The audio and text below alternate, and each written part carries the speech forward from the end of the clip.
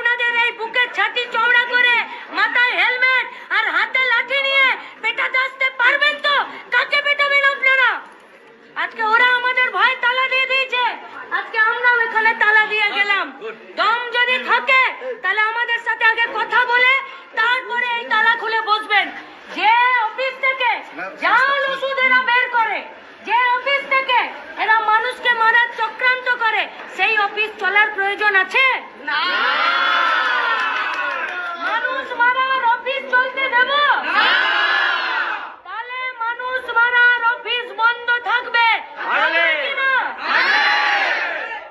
আর এই হসপিটালের ভেতরে আমরা জানি অনেক মেডিকেল স্টাফ আছেন, অনেক ডাক্তারবাবুরা আছেন যারা নিজেদের জান কবুল করে গরিব মানুষের রোগীদের চিকিৎসার ব্যবস্থা করেন।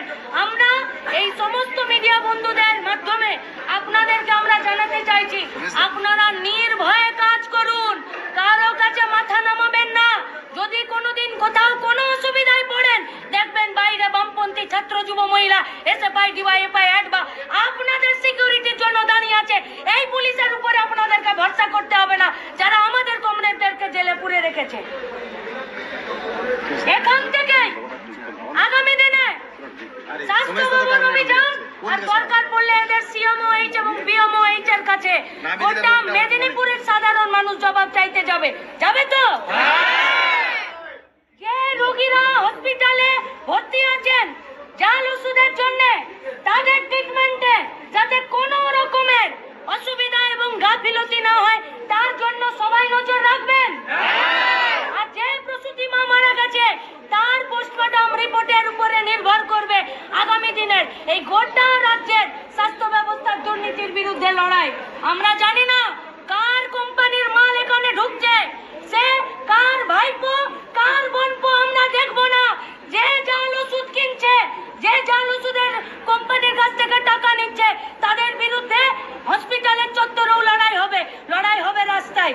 মেদিনীপুরের ছাত্র যুব মহিলাদের ডাকে আজকে যারা উপস্থিত হয়েছেন তাদের কাছে আমাদের আবেদন, এই লড়াইয়ে সাথে থাকবেন।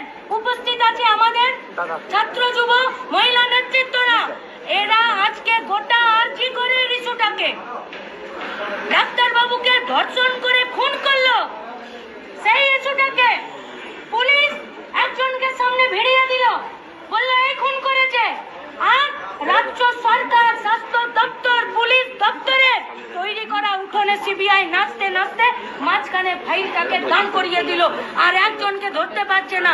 তার মানে মেদিনীপুরের জাল স্যালাইন প্রসূতি মৃত্যু এটা প্রমাণ করে দিল যে আরজি করে ডাক্তার বাবুকে এরাই খুন করেছে।